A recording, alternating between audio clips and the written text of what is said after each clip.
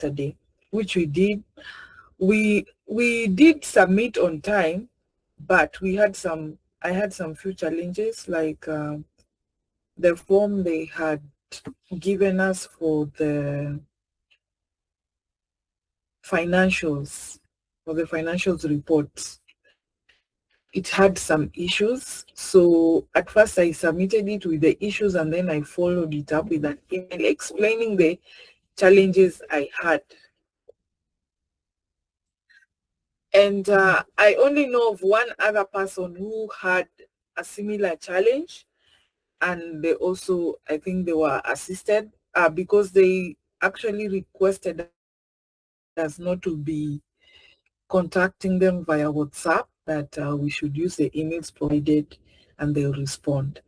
So I am not privy to that information that they gave to the other lady, but I'll ask her if she had the same challenges. But anyway, when I shared my challenge, they asked me to submit my own version of the financial report, which I did. So we have not heard back from them. I will guess it's because of Eid, and because Morocco is more of Arabic country, so the Eid probably ends on Wednesday. But still, that will not stop me from sending my email on Monday. Yeah. And ask them what are the next steps, or ask them if they got and if they received my report, especially that financials, because they were really keen on that one. So I think that's where we are. I received the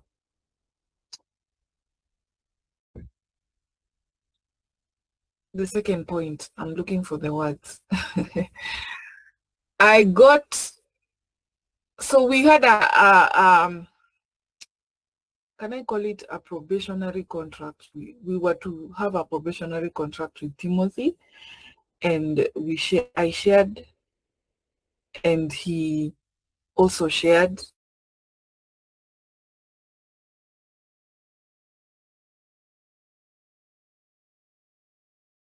I'm here to look at morning, and then we'll just finalize on that. I think that's it from me.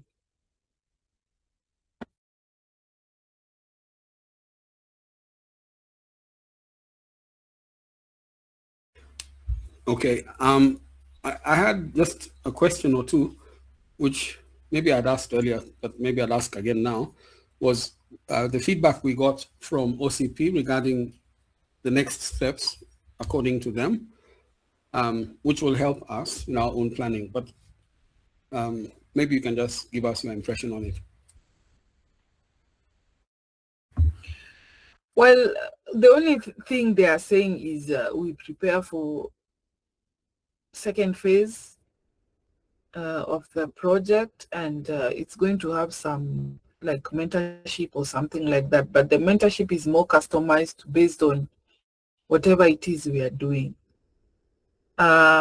When they say soon now, those are the things now I'm going to be asking, like, how soon is soon? Give us a time frame of when you're going to send the next tranche, or what is expected of us from these next steps, so that we are not, I don't feel like we are ambushed. Right now, I feel like we're being ambushed, you know? They go quiet and then they come from nowhere and start demanding things. Or maybe I can just gauge to see their timeline. But you know, when they say soon and there's no date, for me now I've learned that it's here nor there. So you cannot even really guess or whatever. And then, you know, for me, I received money much, much later than the other uh, colleagues. So I really don't know. So I can't give you probably an accurate answer on that.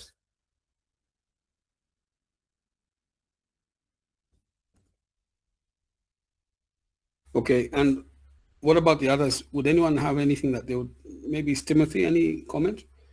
Um, Maybe you want to share based on your interaction that Jackie was talking about.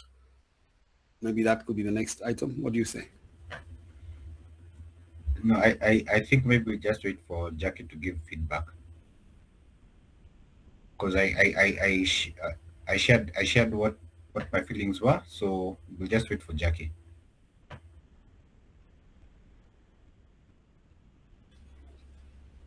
Okay. Jackie, there's also the issue of the signatures which are needed for converting or upgrading Chungunzima from sole proprietorship to limited liability company. So that's just on hold at the minute. It's been on hold for some time, but what do you say on that? Because we probably need to move on that while we can. I thought, I'm not sure I've understood your question.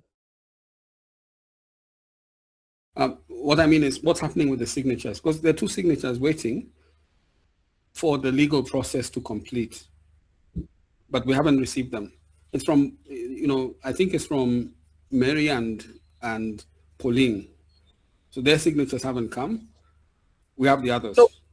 Pauline Mm. sent her signature. It is my Uh-huh. sister who I keep reminding every time. But let Okay. me, as you're Mm. presenting, I'll just talk to her and then we know if we are dropping her or we are proceeding, because we can't, I see. So yeah, so you have Pauline's signature at least.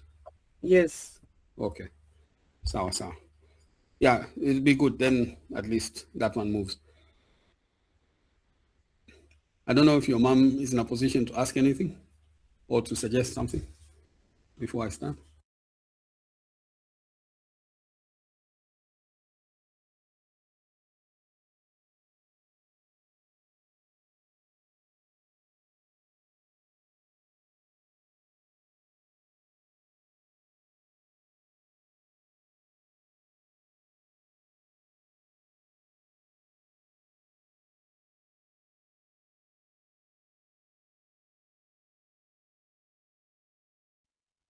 Hello, Yes. Hi, can you hear? madam. Yes, we hear you. Karibu.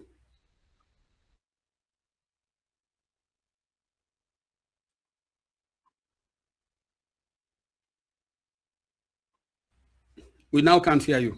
If you're speaking, Hello, we can hear you saying hello. We hear you. can you hear? Yes. Okay, good evening, everyone. Good evening. I really don't have much to say at the moment. Yeah. I would only appreciate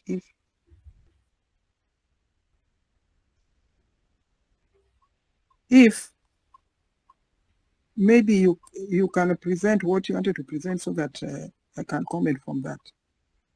Okay. Yeah, So but I had you asking about signatures. Pauline's signature was the second one to come. Mine oh, I came see. later after somebody assisted me. Okay. Yeah. Okay. I think I missed Pauline's, but okay, that's good. Okay. I think what you missed is Mary's. Nelly's. Mm. Okay. Sawa sawa. Not Oh, Mary. Nelly, Mary. Mary. Okay, that's right. Yeah. Sawa sawa. Okay. Um, Let me share my screen.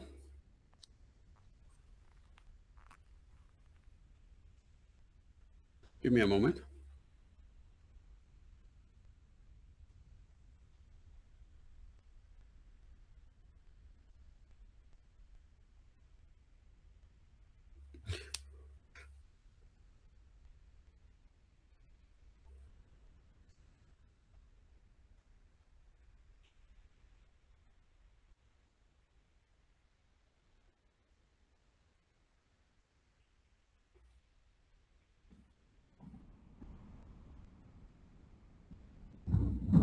Um,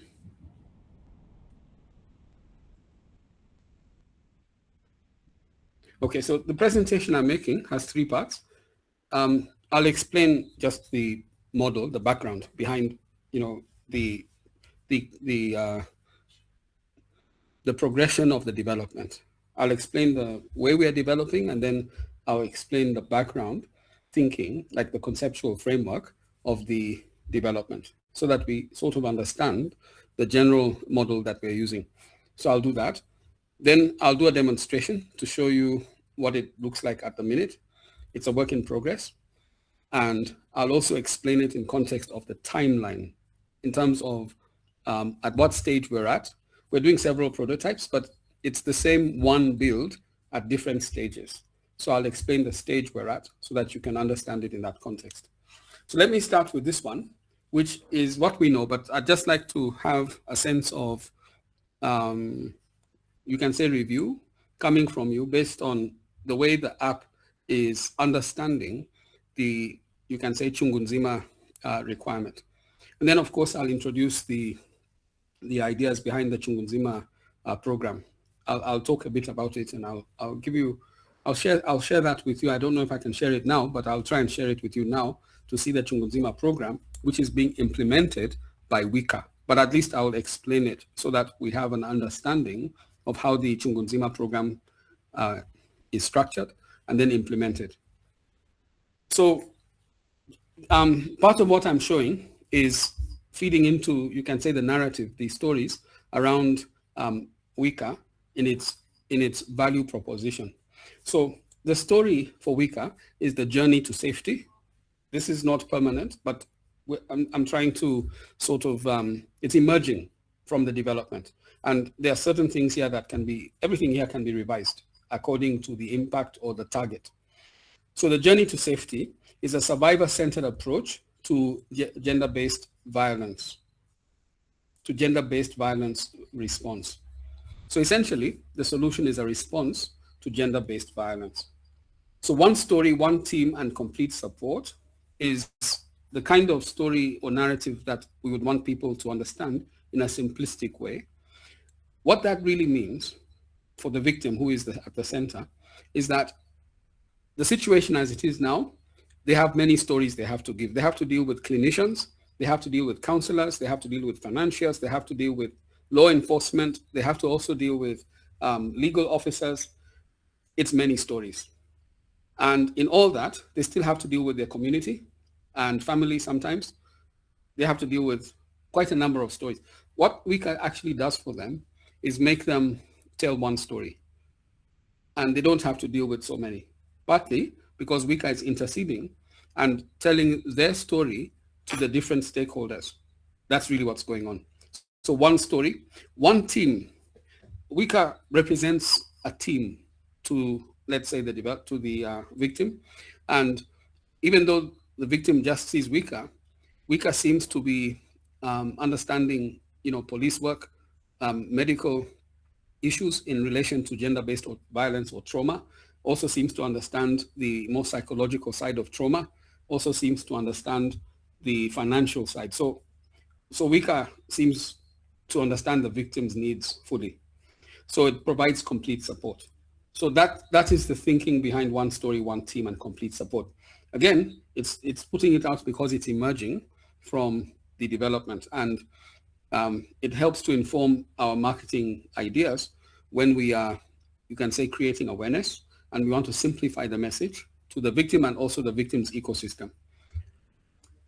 So the circle of support around the victim is a team that's, let's say, a team-based approach where different officers collaborate so that the survivor doesn't have to repeat their story. And sometimes what we read anyway is that when the victim has to explain themselves on the same issue, which is traumatizing them, it becomes harder to tell the story. So repetition in some ways diminishes the participation or engagement by the victim in the whole reporting system or the whole reporting cycle.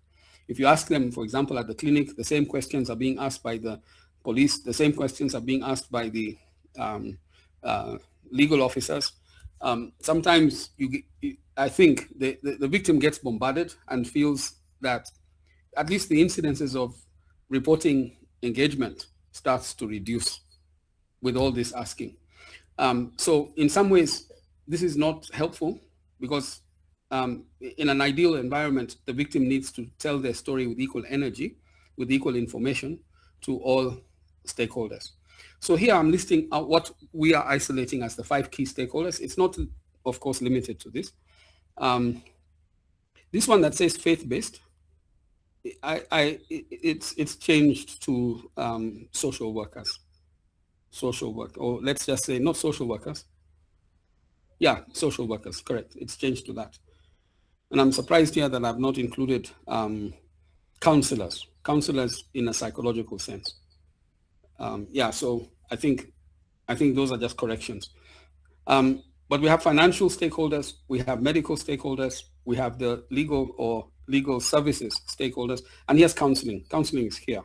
So faith-based should be actually social workers, because social workers are actually gatekeepers. So this changed along the way. Let me put it that way.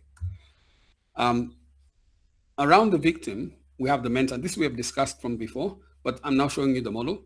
So around the victim is the mentor. So in some ways, wrapping the victim around, wrapping the victim within the mentor, or wrapping the mentor around the victim, helps to shelter the victim from many stories that in some ways might be harassing, but they're all designed to help the victim. So the victim is in some way protected by a mentor shield. That's just one aspect. Another aspect is that the mentor is sheltering the victim information-wise by providing them with information that empowers them. That in some ways becomes a protection. By the way, feel free to intercede, even if you have questions or you want to comment, or even correct. You might want to correct what I'm saying here. Just feel free, because then I get more information for the purpose of development. So feel free to interrupt. So then we have this one, which is the social worker. That was what was missing here. So that's the social worker. The social worker is also a shield. So you find the social worker wraps around mentors and also has direct access to victims, but you might find that a lot of the work that's captured within Wika, or a lot of the facilitation with the social worker, is done through the mentors. So there is this kind of chain. It's all centered around the victim. However, the victim is in some ways needing assistance in accessing the 5 stakeholders that are indicated here. Those are the key stakeholders. These key stakeholders, what's needed from them is an immediate response, which is, you can say, accurate, and at the same time, it's seeking justice. So you want it to succeed. It requires that success so that it seeks the justice as well as, you can say, protects the victim from further harm. So it happens in this kind of model. And this is a diagrammatic way of looking at what's going on in the programming, because when the programming comes, it may look a little bit congested. So the survivor-centered information workflow in a scenario, I'm going to use this one based on a student at the center. If you have a victim who is a student, then you can say a mentor in this scenario could be an auntie. It could also be let's say, a teacher or a friend. But in this case, we're just saying an auntie. In this scenario, the social worker would be a community-based case manager. That's what they call themselves. But they're community-based. They're within the neighborhood. So when we say community, it could be Islamic, or it could be Christian. That's a community. But it could also be ethnic-based, like tribal. But this social worker is professional and is working with the auntie and the student to provide the service. Of course, in terms of emotional closeness or emotional distance, the auntie is close to the student, so the student feels safe with the auntie. And yeah, again, emotional closeness, you'll find that the community-based case manager is close to the mentor, who they can help to guide professionally on how to help the victim. So this is the example. Wrapped around this example now come the 5 different, what we're calling the 5 different, stakeholders who are key. And these stakeholders essentially want information in a prescribed way. They need it in a very preset way. For example, the police need an OB number, which will allow them to write a statement. But this OB number is linked to a form which we are familiar with. So they need information that can go into the form. And that is usually very strongly structured. Not anything can go into an OB form, or not anything that goes into an OB form is useful or admissible. So they know exactly how they need that. All right, so that's just something to capture. But when it comes to financial services, the relief fund exists, and this provides economic empowerment. Again, in order for you to pre-qualify for this kind of relief money, you need to provide the information that's needed in a timely way so that it's disseminated efficiently and in a means that makes sense. Like it may have to be disseminated in M-Pesa, for example, but you may find the source is not even Kenya, so it's coming from outside. So how do you trigger that in an efficient and quick way so that the victim actually gets access to finances? But even before that is the hospital, the clinicians who make clinical findings. They fill in P3 forms and they give treatment. So there are 2 things that go on. They have a form that they need to fill out. The information that comes in from the system should help them to fill in that form quickly. And once that's filled out, they can provide their services to treat the victim accordingly. And then fill out a P3 form, but it's not really filling it out. It's putting in the information that is needed from the clinic for this kind of filing to be made. So they put in the information using the system. It's all a preset. So from the clinic, they fill in the form and they export or transfer to the P3 form and make the referral to the police station. So that's the kind of flow we're talking about. And this is facilitated by the system. Again, the emphasis is on doing the heavy lifting with Wika so that the clinician sees what they need and they know exactly what they need to do by way of referring. So they'll click the button and refer. They may refer not only to the police, but they also may refer to the counselor. The counselor needs to make a safety assessment. So that's an output form. But the information coming in from the clinic should be of a certain structure in order for them to convert it into this assessment, safety assessment form. There will be, in each one of these cases, the requirement that they talk to the victim. That's what seems to be in the literature. So that's facilitated by Wika online. And that I'll explain a bit more about. But it's an online, once you have all these forms, to talk to the victim can be facilitated using an online method, which means that it can happen immediately. You can talk to police, clinicians, counselors, and even financiers, all in the same sitting, partly because it's facilitated like that using the system. Faith leaders and spiritual support and community resources.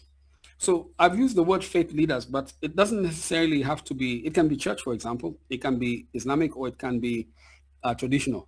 I put this partly because it seems to be at the community level, one way in which you can say trauma is managed within communities through these faith leaders. Some are spiritual leaders, so there's all this going on. So because it's part of our culture and part of what goes on the ground, I've included this. But again, what do they need? They will produce what they will call spiritual support. But this spiritual support is a set of rules that they will provide that people need to follow, and it's documented for the purpose of helping the victim. So that's what I'm calling spiritual support. It's similar. This set of rules is almost like, you can say, the statement that the police is producing, or a P3 form that the clinician is producing, or the safety assessment record that the counselor is producing. These ones produce what they call community resources, but the one that they need is the spiritual support, which is a set of rules, guidelines on what people need to do and what they should not do. But again, open to discussion, but this gives you a sense of the model. So the survivor-centered information workflow essentially brings together a situation that looks like this. The idea is that the victim is at the center, but supported by all these people. Wika is never seen as such, although Wika is connecting everyone. But the victim should feel at the end that they have the support of, you can say, the community in a way that helps with the trauma and with the, you can say, gender-based violence that they're experiencing. So it's likely in this kind of context that we'll end up with a positive outcome. If you have questions or comments, feel free. I'm just trying to explain how the programming thinking is going so that you can weigh in on it, and it will influence, of course, the way I develop the software. So I'll go to the software in a minute. So the referral pathway starts off with, let's say, the police station. It doesn't have to start there. It can also start with the hospital. But the referrals are done immediately. They require an OB entry, the police. And then what happens is that the incident is logged and case number is assigned. Wika is a system that captures all this. It's a digitization process at this point. And then number two is the hospital, which is high up on what's needed the minute a violation or offense occurs. The P3 form is filled. That's an input document. And what happens is medical examination is done, clinical findings are documented, and the output is produced. Actually, the P3 form is an output document. It's an output document. Number three is social services. What happens is that the risk assessment is done by the counselor, and then shelter is provided if needed, but a safety plan is produced. Again, Wika facilitates in this, so that comes. Then we have the supports. Number four is the support services. The support services are to do with, what happens with that is we connect to counseling, legal aid, and financial support. So those are support services, and for all of them, consent is required for all of them, for legal, counseling, and financial support. So part of the Wika in essence is the intelligence around connecting, you can say, victims to stakeholders. Wika is the intelligence that does that. But Wika plugs into a platform that facilitates by providing communication, that's productivity. The platform also provides with what we call business tools. The business tools allow for documentation of everything. Okay, I'll show you how it works. And then it provides for analytics. The analytics are necessary for the stakeholders. I mean, not the stakeholders, let's say the partners. The partners are the ones who will sustain this system because they will buy the analytics. So the platform that Wika feeds into or feeds off, Wika receives analytics that allow it to produce information in a way that partners want it. That is at the end.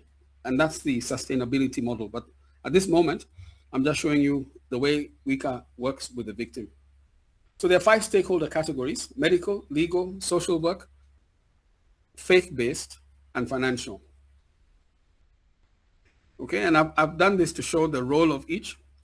Well, the role of each is important in the way of course, clinical care and documentation for medical, and for justice, it's for legal systems, it's justice. The victim is looking for justice for having been, let's say, raped or something, and protection, of course, so it doesn't happen in the future.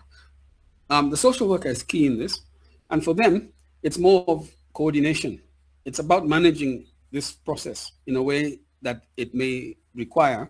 The social worker provides oversight. So the social worker is a key user of the Wika.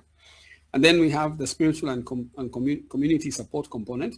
And then we have the financial economic empowerment component. So these are the key components. Again, I may have not captured all of them. This is what's coming again from the literature, but not just the literature, also talking with Jackie, talking with anyone who's weighed in on this. These ones seem to be holding as the main stakeholders around the victim. So I've summarized here the key documents which I've gone through and how they help. All right. So medically, they're also trying to prevent or check for cases like HIV and if there's any emergency treatment that might be needed because of the nature of the wounds and things like that.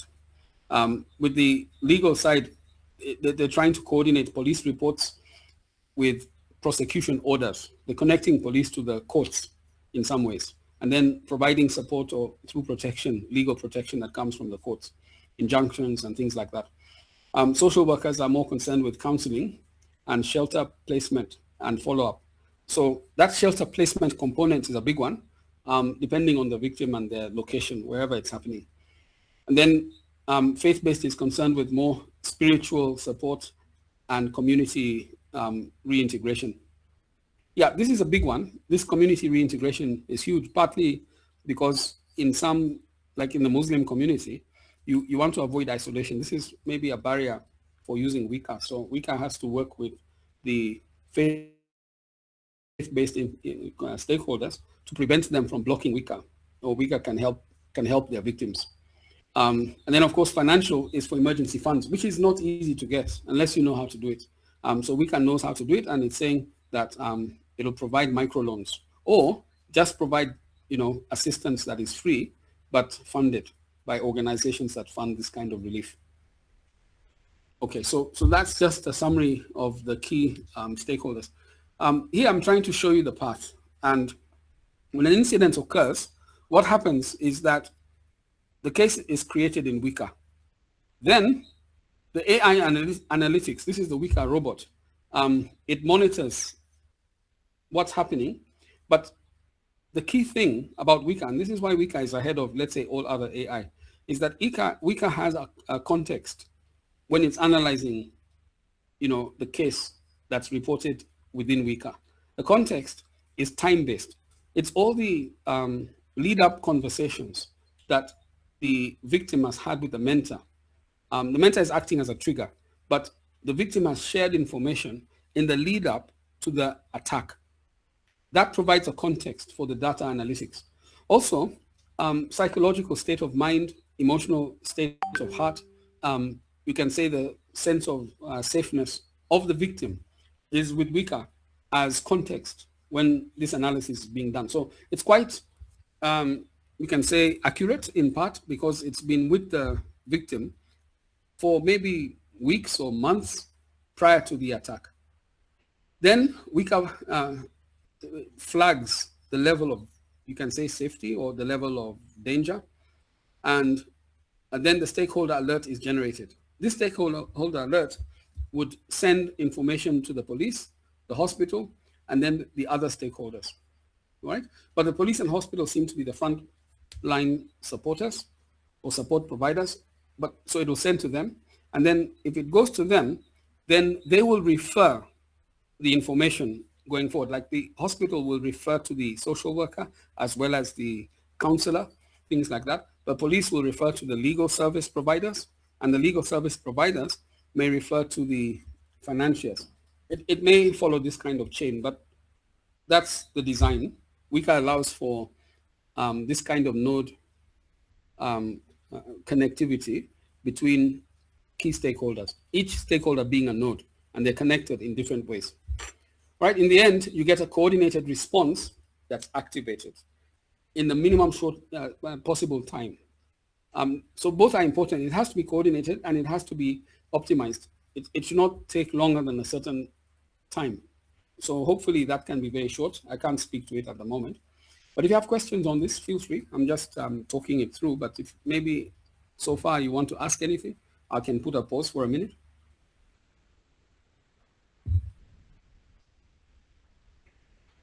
Anything?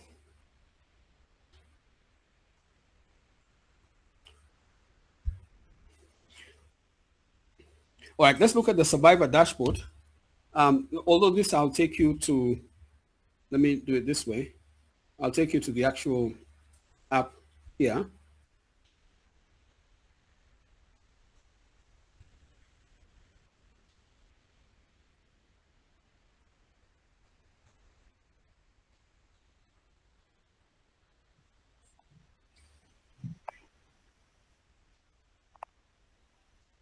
Yeah, it is. So it starts with a login. Now, for me to demonstrate this, let me just, you see there's several stakeholders here. So when I log in here, I'll need to get the different accounts. Let me get them from here.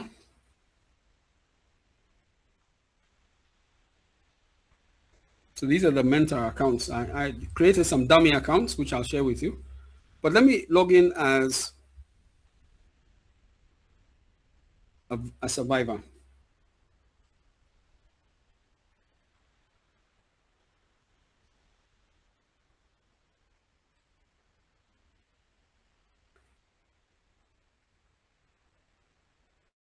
I'll use this email, this one, and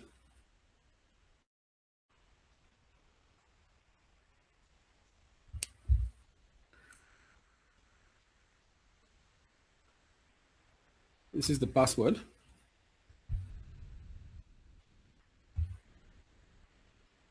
I'll share this with you.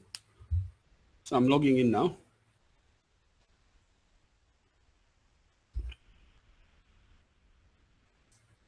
Okay, so this I had shared before, but it kind of shows you the environment within Wika. There was a comment that came from Timothy that, let's say, yes, go ahead. Someone's put up their hand. Speak. Yes, I'm not sure if everyone else is seeing what you're sharing, but because me, I'm not seeing anything. Oh, you're not seeing? Okay, let me share again. I'll just share again.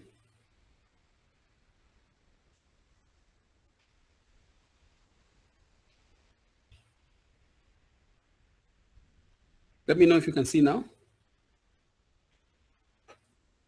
I've just logged in as a survivor. Yes. Okay. So typically, a victim can move in this way. And in this current format of the design, by the way, if it's on your phone, it looks a bit different. It looks something like this on the phone. But it's responsive. So it doesn't matter whether in the phone or the laptop. You'll see your list of survivors this way, or mentors this way. And you can search for them by typing their names here. In other words, a victim is encouraged to have as many, as many, let's say, mentors as they can manage. But in the training, you always want to choose mentors carefully. Okay, so you have that, and you can pick any one of these. There was a comment I got from, like there's Beatrice here. If I go to this mentor, it's a comment I got from Timothy that the Wika is too aggressive at the moment because Wika is assuming that you are someone who has already suffered from, you're currently actually a victim and you're being traumatized at the minute. So the conversation is never gentle. So if I was to type here something like, no, this is Beatrice. So if Beatrice is online, she can chat with me, but this is a human being. So, but there's no Beatrice online right now, so I'm not going to chat with her. But if I go to chat now is to chat with Wika. So Wika is a chatbot. You can chat with Wika anytime. So those comments by Timothy were valid because if I say hi Wika, and then Wika will respond. So I had demonstrated this last time. Maybe I can demonstrate it in this mode. This is the mobile mode. Yeah, so I had set it to speak in you can see Sheng. But what I think Timothy was advising is that I should make Wika detect that if I'm not using Sheng, like now I'm using English. Let me say what's up today. If I say that, then Wika should switch to English. But you see, still Wika is speaking in Sheng.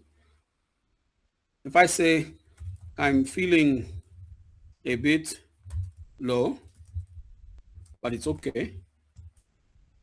You see, Wika is still speaking Sheng. So I'll adjust that. It's a valid comment. The other thing is that Wika is aggressively trying to hunt for a problem where there's no problem. Because today I might just be chilling at home, as it is in most days. I'm not being attacked every day. Wika needs to not presume that I'm in a state of currently being attacked. Yeah, so I think I've not done that, but I will do it to allow Wika to go through a phase of friendship building before Wika actually detects a change in the user, let's say the one who's chatting with them or the victim, to suggest that maybe I need to probe a bit more to find out if there's been an attack. I'll make Wika a bit more intelligent like that. Okay, so that's Wika. I'm just doing it for this exercise for now. Now, this is based on the presentation I was making, is that you go through maybe months or weeks of this kind of interaction with your mentors as well as with Wika. And now it provides a context to the analytics that I was talking about. One of the things that you need to know is that there are privacy laws which prevent us from knowing the names of victims, details of victims, and let's say mentors. That information to a certain level has to be blocked from us so that they can share the worst news without us knowing. It's part of the privacy protection of everyone. So for now, because we're still developing, the names will show and everything. But once we go live, you're going to find that as people who are managing the system, we cannot see details of the victims or details of the mentors. We can see details of the stakeholders, but not the victims as a privacy issue. Okay, so that's just a comment. Let me log out. The logout is here. So I'm logging out of Wika. So that part of it still works. I've taken Timothy's comments under advisement. But Timothy, if you have anything else to add, just feel free, because I'm taking all the information that you're providing and I'll build it into the system. Yeah, so become a mentor if you want. You can register. This is for registering mentors. So you click on this. And it opens up the mentorship registration panel, and it talks about the various things you need to do. If you're going to be, this is for victims, I need support, and I want to help is for mentors. So you just choose, and this is the registration panel. I won't register now. I had registered those ones I had shared with you earlier. Let me then move in to the, I have not present, I want to now present to you the new version, what I've developed on the portal, but under the different stakeholders. So I'll start with clinicians. I'll just get the dummy accounts I'm working with. So I'll log in now as a clinician. And for this, there's a different password for the stakeholders. I'm using this.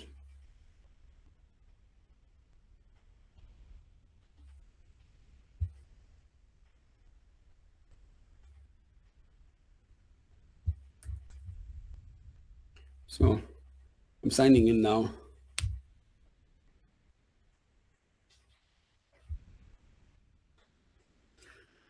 So I've signed in as a clinician. So there are no incoming forms at the moment, but this is part of the new design. I've changed the interface from what it was last time. So the inbox would show any incoming forms. These forms are pre-designed for the clinic. When I finish the design of the forms, you'll actually see a pre-designed form here. These are the cases that are reported. They're reported in this way. And these are the ones that are completed. So nothing is completed at the moment, but I'm trying to keep, I presented something before which was a bit more, it had everything, but to me it felt a bit cluttered. So I just toned it down kidogo so that I can show you each one of these reports in this way. So I clicked on Jerry, so it kind of shows her information. And again, we're capturing the exact information that the clinic wants. And that's what Wika is providing. So here you have section A of the form, which is about survivor information. So you have her name, her contact, and then you have the level of risk. You have the preferred language, physical assault, the type of violence, and then the area, the location. So details of this can be deeper. I mean, we can provide exact location and things like that, but that is where it will go when we do that. So this is the case summary. Young woman assaulted by known perpetrator and requires immediate medical attention and legal documentation. So that is all the clinic needs to know. And then we come to Amina. Assigned mentor is Amina Wanjiku with her details and contacts. I've just not indicated them here, but I should. But that's so that the clinic knows who to contact. So that's section A. Then we have section, I call it section B, section C. So this is section C. Why am I missing section B? Anyway, so section C, your assessment, and this is coming from the clinician who will type in details on the patient's condition on arrival. So that obviously means that the patient has to go for a checkup in this case. Injuries observed. And this one is just to choose from this, but post-rape care, so whether she's eligible for that, yes or no, and then treatment. So these are the different things that can be recommended for treatment, full kit, partial kit, if it's rape. And then comes treatment given, and then this one for tests that were ordered. So this is standard for the clinicians understand this. Even I personally don't understand it fully, but this can be printed. So I've kept that. And then when she needs to, the next thing, so the first thing is to fill in this form. And Wika helps by providing the name, the details, the location, and the situation that's happened. So all this is provided with a link to the mentor so that the clinic can talk to the mentor. The mentor has easy access to the victim. But they can also talk to the victim. It's only that I've just not indicated the contacts here, but maybe I'll do that for next round. So next is to refer. Once the clinician has done their bit and they're going through what they have to go through, they need to refer to various people. So in this case, there's Officer Kamau, okay? And there is Jane Modoni. So this section facilitates in the referring to the officers. And they're referring not the clinician's form, this is the clinician's input form, but Wika converts it into a P3 form, which is needed for them to refer to, let's say, law enforcement. And then, of course, the case team is here. These are the names of the different people that are handling the case so far. And then they refer the step forward. The refer forward is here. It's a list. So after completing your assessment, refer this case to the next shareholder who needs to act on it. So they can pick. These are people registered on Wika. So if, let's say, you want the advocate to work on it, you see, the clinician may not feel they need to do that, but if they do, they can click on the advocate, and then these are the different items the advocate needs from the clinician. So they will pick according to what is being asked, and then they'll write the referral note down there. There may be more details, but this is where the workshops come in, because I don't have the full list of things that an advocate will need from a clinician. But once we hold our workshops, we'll get that information. And that's the Chungunzima curriculum. It's a workshop that extracts this kind of information that feeds the forms, so that we know exactly what information needs to be provided by a clinician to an advocate in this case. And it's the same for, this is Dr. Joki Jane Modoni. This is FIDA.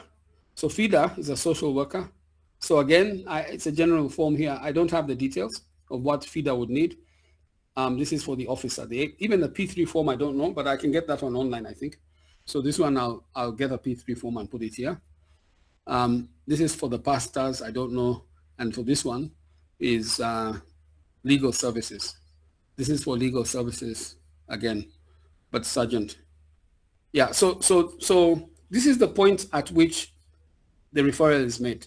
But you have to give them input data that they require. And Wika is facilitating that. Once we know the kind of information that's needed, then we can transfer information that is here, that is filled out by the clinician. We can transfer all that into the referral chain, which is demonstrated here and made here. And they can refer. So sometimes maybe they just want the police involved. Other times they want other people involved. But the referral is done in this case by the clinician. Once the police are informed, let me just, I don't know if you have questions on this. You can print out this set of forms using print up here. Yeah, I'm just going back. See this always as a work in progress. I will put more dummy information like this inbox. Next time I present, which is the last presentation in terms of this workflow, I will show you the dummy forms. I'll have done some more research to get what's online for the different forms being referred, but I'll also show you the kind of information that the clinicians expect to come from Wika. And then I'll populate it here so that you can see what it looks like. But let me log out of this one. Now, this profile, by the way, is just for the individual. If you're a clinician, then we want you to fill out your profile and give us your details here.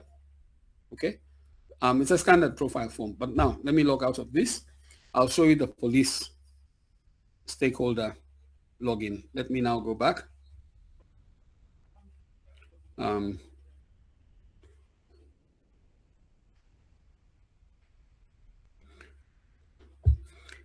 Yeah, so police is here.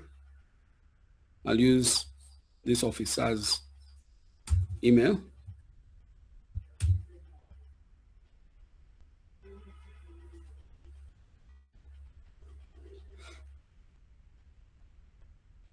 So I log in here. That's the police.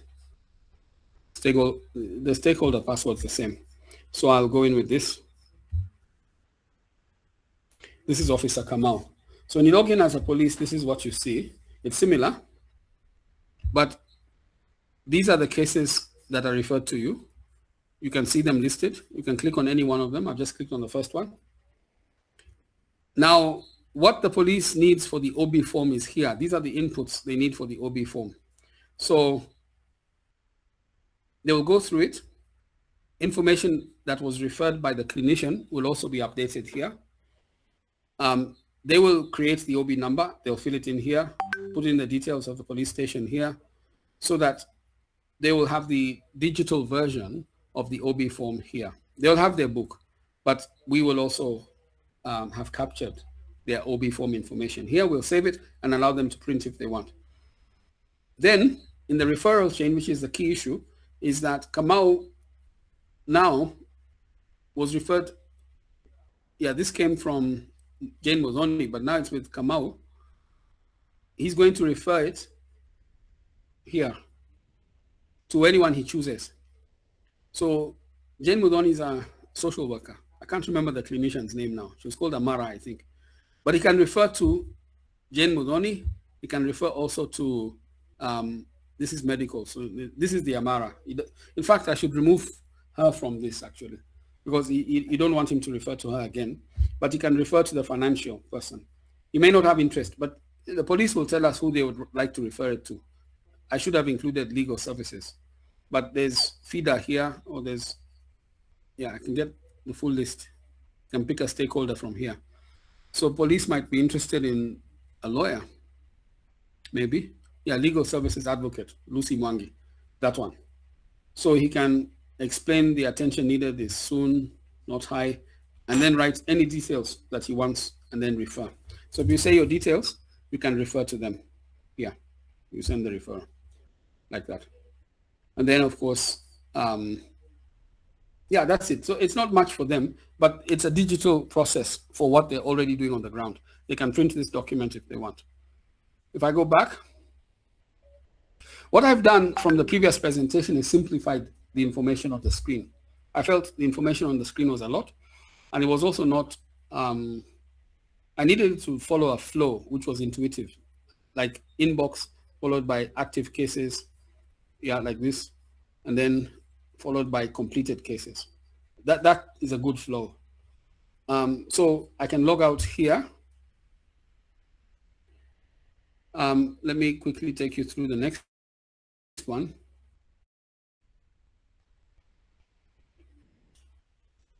After police is social workers.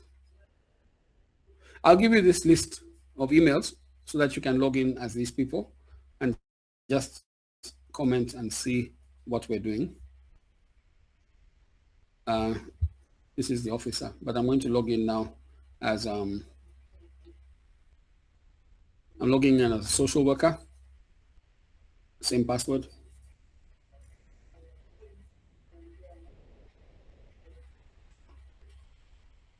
Okay, so again, no cases have come through here, but they can see the active cases on the system here, and they can click on any one. This one's medium. Again, they can see and review the forms.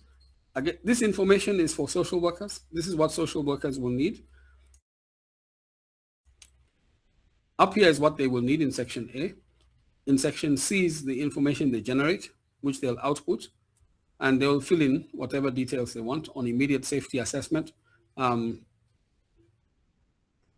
This one is on dependents, children, elderly, things like those. Yeah, so they'll pick safety plan created. They create a safety plan, so they'll know how to do that. So these details in the workshops will be fine-tuned. I need a starting point. So far, this is the starting point. But with more research, more information coming in, I can make this output fit exactly what, let's say, this is who? Social worker. What a social worker will want to output, and also what they would need input. And this is all the input information in section A. This should be section B. I don't know why I've called it section C, but B. Then you come here to the referral chain. It now should show, this chain is not updating. Maybe because I didn't refer earlier, but it should update. But then now she comes and forwards to someone. She can forward to the financiers, or she can forward to the police. And the information she'll provide is down here, and then she refers. If I refer, it'll update this chain, this one.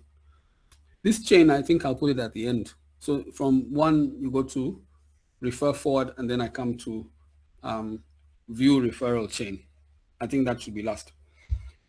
Okay, so that gives you a sense. It's the same for the other three, like the faith person, the counselor. It's the same. So if you have questions on it, feel free. I'll take questions on that. Anyone who wants to ask anything? Any question on it? Hi. Yes. Go ahead, Chika. Yes. Okay. Yeah. Now, if I am a victim and I come to Wika, I contact Wika. Now, through Wika, will I only choose one stakeholder at a time, or the information will go to the 5 stakeholders at a go? Yeah. So what happens with Wika, when you are a victim, you come here and chat. Wika will tell you himself or herself will tell you that when you are attacked, tell me. So if you tell Wika you're attacked, it's Wika who will contact everyone, not you. Wika already knows. Yes. Wika will contact now the stakeholders. Yes. Well, now from the stakeholders, yes, how will they get the preferable contact? What would happen is Wika knows the victim's contact and also knows the mentor's contact. They know their phone number, they know their WhatsApp number, they also know their email, they also know their physical location on Google Maps. So what they will do, they'll share that with the stakeholders. The stakeholders are trusted. Yes. I am abused. Yes. Wika is going to contact police at the same time, the clinician, and at the same time, the social worker. Yes. That's an scenario. What you've described is a Wika story. So Wika can start with that story you have described. Wika can also start by only contacting the clinician and then tell the clinician to refer to the police. And then tell the police to refer to, you see, that's a different story. Yeah. Different places might require different stories, or different offenses may require different Wika stories.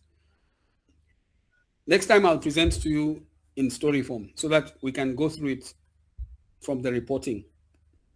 Because it's the last presentation in the sense of this prototype, it should be in a state of use where we can use it. So I'll demonstrate it using dummy data, but give you a sense of how the story flows. But what you've described is correct. So Wika knows because you've told Wika, you've said to Wika, I've been attacked, let's say. Once you say that, Wika will now respond, but I need to design that response. Right now, Wika is saying her own things. I saying call this helpline, yeah, which is fine. But Wika triggers. Once Wika is able to interpret that you've been beaten or something has happened, it will now immediately provide that. And it will also tell you it's doing it because you need to know it's doing that. Maybe we also need to say that Wika will ask you for permission. But if you're a young person like a minor, maybe you should not necessarily ask. I mean, maybe Wika should just report. But those are the ethical things we need to consider. At what point should Wika just go ahead and tell everyone? You see, because it's going to share your details. It's going to ask you to do certain things, like Wika is on a phone to ask you to take photos. And when you take them and post them here, I have to, next time I'll put the photo icon here so that you can take the photo here of yourself, a selfie, to show where you've been attacked, the wound, all that. So that now that can be shared with a clinician, maybe with a legal officer, so people know. Everyone in Wika is vetted, so you can share information safely like that. Is it making sense, Chika? Okay, and then how about this stakeholder financial support? Yes, so that one goes to the people who provide financial services to victims. The organizations who are already set up, they require you to fill in forms. Those forms, of course, there's the basic information, which Wika will have, but the descriptive information, they need your case to come through referrals. For example, you may need to have a P3 form, and you may need to be referred by police or by a lawyer. So all those details I'll need to get. We'll get them in the workshops because we're inviting these people for the workshops. They'll give us the information of exactly what they need in order for you to give funding to a victim. And because of the kind of structure that's in Wika, you see, if the victim is underage, the funding can be provided for the victim maybe through the mentor. So there's that kind of, support that we're providing financially. So financiers will not fund otherwise, but this victim may not know how to access the funds, but Wika knows. So Wika will give, you can say 80% of the information. If they say we need to see photos, then Wika will ask the victim to provide the photos. You see, things like that. But that is how it will happen.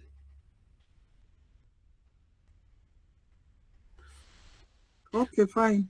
Yeah, so those, you're describing scenarios, but those lead to user stories. And those stories are now, I think I'll present them with the dummy data that I'll put in. There's some gaps I still have because I don't have all the forms, even in a rough way. I need some default forms, which will allow me to start with the clinician, to start with the police, with the counselor.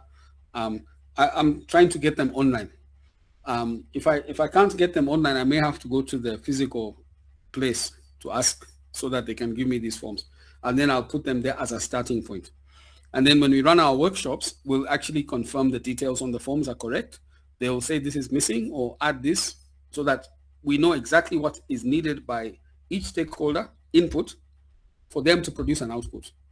And the output that Wika wants is something that can be referred as an input to another stakeholder. So if the police, for example, want evidence, not from the victim, but from the hospital, then the hospital should provide the evidence the way the police want it, and then they refer it.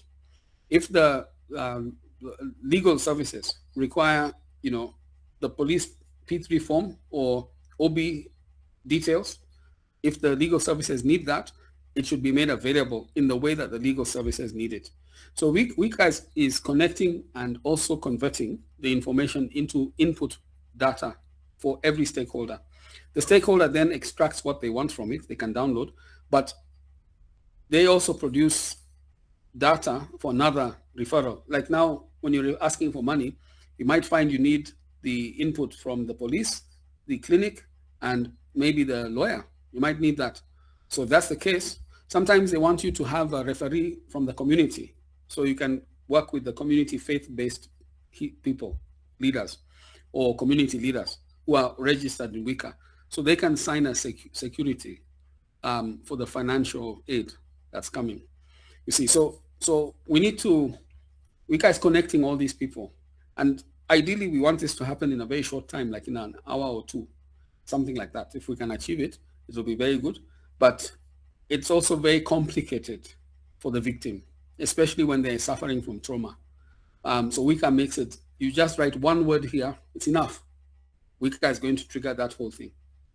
And then, of course, you'll be rescued. You'll be rescued, and your mentor will be used strategically to rescue you from the situation you're in, so that if you have to go to a shelter or you have to go to another location, and there's funding needed for that, it will be provided with instructions on how the victim can be rescued. So as we are not experts, we need again to get that information from the source. Maybe the social worker in that way is instrumental. They will know how to extract the victim and take them to a shelter or relocate them to a relative or someplace which is safe, something like that.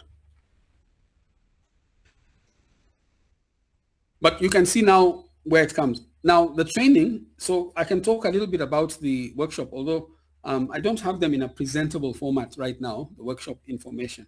But the way the workshop works is that we're going to have 3 types of workshops. The first one is a stakeholder workshop, and the job is to extract information from all stakeholders on exactly what they need in order to process the victim or the case. Whether you're a clinician, a law enforcement officer, a legal service provider, counselor, whoever you are, the information you require in order to process a case, we need to know what it is so that Wika can provide it to you. So that's number 1. Number 2, we need to know from, let's say, a policeman, what they need from a clinician, from, let's say, a legal officer, what they need from a policeman, a financial service provider, what they need from the stakeholder community, so that we have both input and output needs for each one. That's the purpose of the workshop.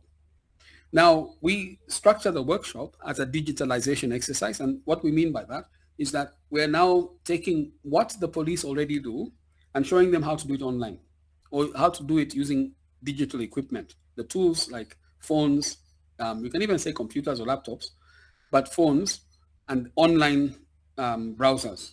How do you go online and, let's say, do your role as a police law enforcer in gender-based violence? So it is a digitalization exercise. It's a conversion exercise of their manual processes into digital processes. And it's not only for police, but for clinicians, for social workers, for counselors, for all of them. That's what this is. And for us, technically, it is a data mining exercise where we get input and output requirements for each stakeholder.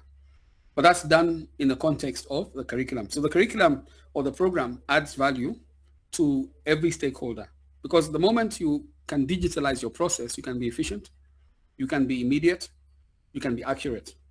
And then you have a place where you store this information forever. So you now have a history. You can, if there's a predator who's perpetrating, or let's say committing gender-based violence to one victim all the time, you'll have that history. But if the same perpetrator is doing it to several victims, you'll have that history. So in many ways, it's helpful for trying to prevent this happening, because now you know how it's happening historically. So Wika, once it gets into analytics, will be able to provide that kind of record and even see patterns that might emerge to let people know that something is going to happen very soon in this area. So that is where Wika is going in the big picture of things. But it starts by collecting all this data. So the workshop, next week I'll present the workshops. I'll show you how the workshop curriculum works. So it has 3 parts. It has a pre-training, training, and post-training. The pre-training and post-training are online. but the training is face-to-face in person. So I'll show you how it works. And essentially all we're doing is running a series of workshop activities to ask them, what input information do you require for your services? And then in another session, what output will you produce for the different stakeholders? You see, so those are the two sessions we run. It's just 4 hours, but I'll show you how we break it down, into a workshop so that they themselves will have some training that shows they understand the digital procedures of their own work. We'll break it down that way. Okay. But if it's not clear, just talk to me. I'm just trying to talk to you to explain how it will work. But tell me if there's anything that I've said which is not clear. I can also try to say it in a different way. Yeah. So what we are saying is we want to reduce trauma. We want faster case resolution. We also want secure information access. These are the key attributes of Wika. And survivors report significantly reduced distress using this approach. And then, of course, we want coordinated teams to resolve cases more efficiently. That means all stakeholders are minimizing the time and maximizing the impact in terms of treatment or filing a case in court or providing finance. They should do that in minimum time, but with maximum effect. And then, of course, all stakeholders should access the same protected data. So this data is shared amongst trusted experts. To join Wika, of course, we have to do background checks. I think these are things which Wika has to include in its business process when we are marketing, how to make sure that a police is quite genuine, because sometimes police are also thugs. So we need to know that we're dealing with a genuine police person. Yeah, so that's what it is. These contact numbers will be always available in Wika because it's just a sort of starting point is to provide the emergency contacts for police and for gender-based violence helpline. And also the WhatsApp contacts. Those ones Wika will put them in the front. If you have questions, feel free. Anything that maybe I've not covered that you think we should cover?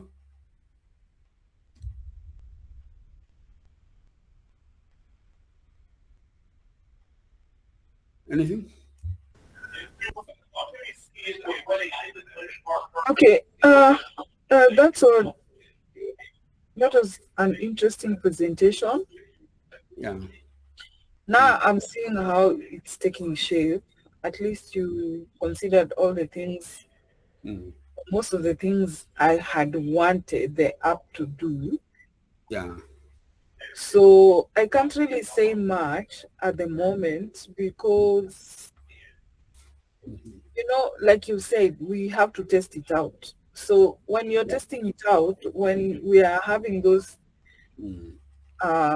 workshops and what, I think then those people will, based on how they fill up the information, then the entire platform will take shape. Yeah.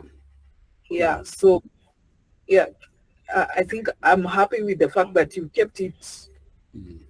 I don't want to use the word basic, but you kept it in a way it's flexible enough for those people to input their information or whatever, interact with the platform,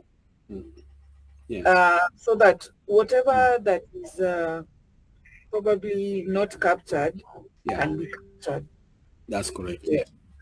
In the platform. Yeah. So as you're presenting, I realized, okay, maybe I need to change the branding of Wika. Yeah. I don't know. I don't like those colors. I just feel like they're not soft enough. Okay. Okay, the green and the whatnot, but I guess the way also the app is coming along, I feel like the colors are too strong or something like that. So maybe I just lighten them up or freshen them up. I don't know if you're understanding me. Yeah, it's okay, but it's still not. Okay. Yeah, so I think that's what I'll do. Maybe work also on the logo. Yeah, this logo, when it's small, it disappears. It really needs to be big to appreciate it. It's a logo for a big sign. Okay.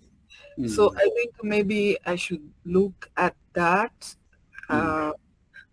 Yeah. Okay. As based on what you presented, Sounds. maybe I can ask. Yeah. We have one more weekend, right? I, what do you mean by one more? One more presentation. Let me say Yes, that. yes, on One, Thursday. Let's say Thursday. Yeah. and then in Mm, April yes. we start the workshops. Yeah, I think next week I'll present for the last time, and then I'll also present the Chungunzima program, which is essentially the workshop plan. So in that plan, I'll also put a timetable, which is proposed. So we can, in the next meeting, discuss what you're asking. Exactly when do we do the workshops? Partly because you have to recruit participants, and you can see there at least, let's say, if you include the key stakeholders, there are 5, plus the mentors, as well as the social workers. If you get 7, 2 each, 14, plus ourselves, we have to plan to get those 14 participants. And in case one drops out or doesn't turn up, you probably want to do double, so 28. You want to get 28 participants. Some will drop out. But we do want everyone represented so that we really get the real information from the ground. So we need to plan it in that way. A workshop involves getting those participants. Once we get the participants with the money, and we already have the money, it's just a matter of agreeing on location. Time is only 4 hours. Wika is ready for that. It'll be ready by next week. So it's only those participants who will hold us up in terms of doing the workshop, and how quickly we can get them to come. Sometimes there's some aspects of it which will require talking, like with police, you have to go through the hierarchy, the bosses, and then you go down. Otherwise, a policeman who would come, I don't know what they would say. It might be the same in the hospitals. So that's we can discuss in good detail next week.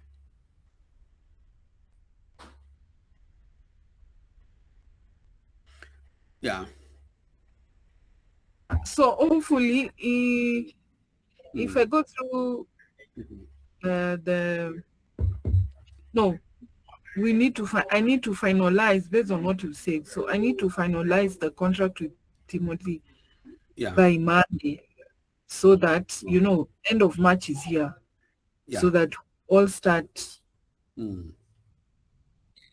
on the we hit the ground running. Let me say that. Yeah. Okay. But for clarity, just so that also Timothy understands, the program is essentially owned by Chika. So Chika, it's a curriculum. She's the one who owns that curriculum, and she's also the one who implements it. So, and it's essentially a data collection exercise. So we run tests, but those tests are like surveys, which collect the data that we require. It's very structured, strongly structured, because Wika needs the data in exact ways. So it's that kind of thing. But you'll see next week when I share. I mean, I'll even share it before Thursday, so you have a chance to go through it before we meet. So in that sense, marketing starts thereafter. So the minute, let's say we engage with the stakeholders, one of the questions we'll ask them, for example, police, where do we have incidences that Wika can be useful in Nairobi? You see, it's a question which will go to the police. Now the policeman will start saying, these cases are common here, here, here. They'll give us that information. We'll ask the same question of the clinician, of the social worker, and they'll all give us. So when we crunch that information, we'll get to know exactly how to roll out. That's helping marketing. So marketing is going to have a roadmap informed by these pilots, you see. Now, you might find, because of low-lying fruits, we'll have to ask the question, where is the easiest place to start? Maybe because entry is easier. It could also be that the prevalence of GBV is very high. So Wika will really get a lot of business there. So we can discuss that once we have done the workshops. But that's a marketing exercise. So we need to know where the incidences are high and where we want to start, and then do a plan. We start with this one, then we do this one, then we go like this. So the program needs to be designed in such a way that it's the information coming from it is useful to marketing, so that they know where to start and how to start using Wika. The language and the how do you say, the introduction of Wika needs to be crafted. Wika needs to be your friend. We need to discuss it. One of the things we may also need to discuss for marketing is the social media thing. But so there's a separation there in that we run these tests and then we get into the marketing. So just for clarity, it's when Timothy joins us now, it's good because he's able to see what we're doing, how we're doing it.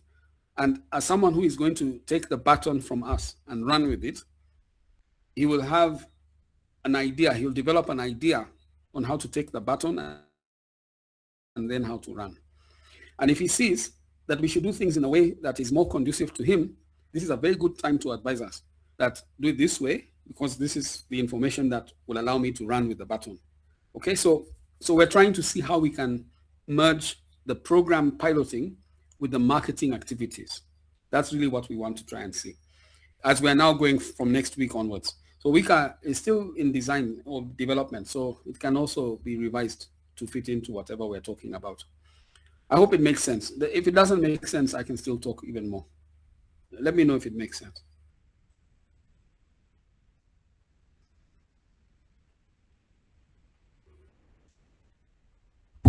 For me, it does. Okay. And how about for Timothy? And also Chika, what do you think about what we're now discussing?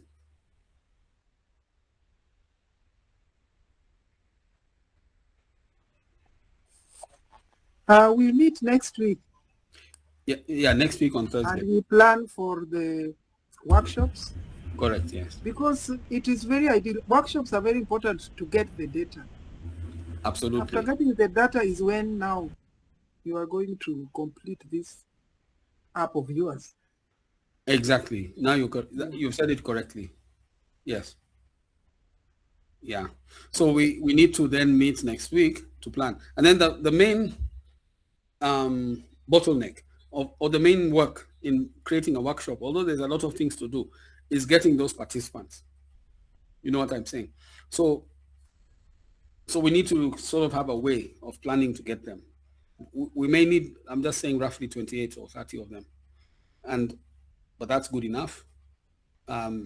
If half of them come, it's okay, like that. But as you said rightfully, I need that in order to complete the app. You see, once we get the information of the participants in, right now I'm just showing you things from my head almost, or from online. You know, the data will be now representing the ground, which is very strong, because now we have things that people can use. Okay. So. Let me disappear to bed. Yeah. Yeah, Paul, we kept you up. Yes. Yeah, it is raining. As we don't have rain, it has gone. Kabisa. Yeah, it's rained since we started this meeting, it's been raining non-stop. Yeah, we shall come for maize. You come to Westlands. Yeah. And Timothy, how are you? Any comment or any suggestions?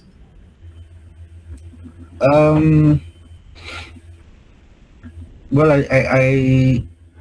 I think let's do the workshops and see. Okay. I know there are some issues I have raised. Yeah. But I think they'll come out more clearly when the workshops are done. Okay. Sawa. Okay. Asante. So I think that is all. We are done.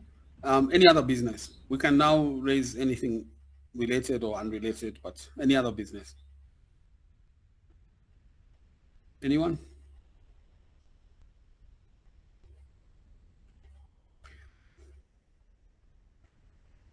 Okay, if there's no other business, maybe I'll just say, maybe Jackie, if you find a way of getting information from OCP, it will really help, partly because of the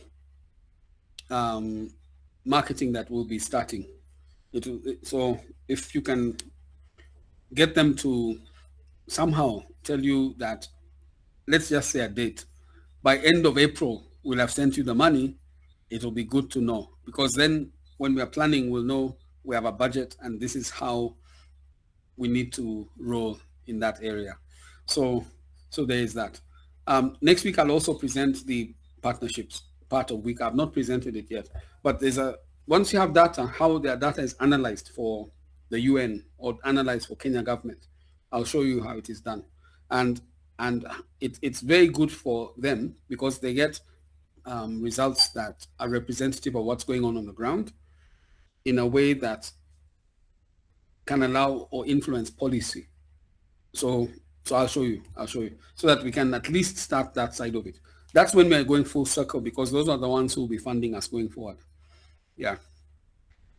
Okay. I see Madam Chika has gone. And so that's it. I think we're done. I can say bye and see you on Thursday. Okay. Asante.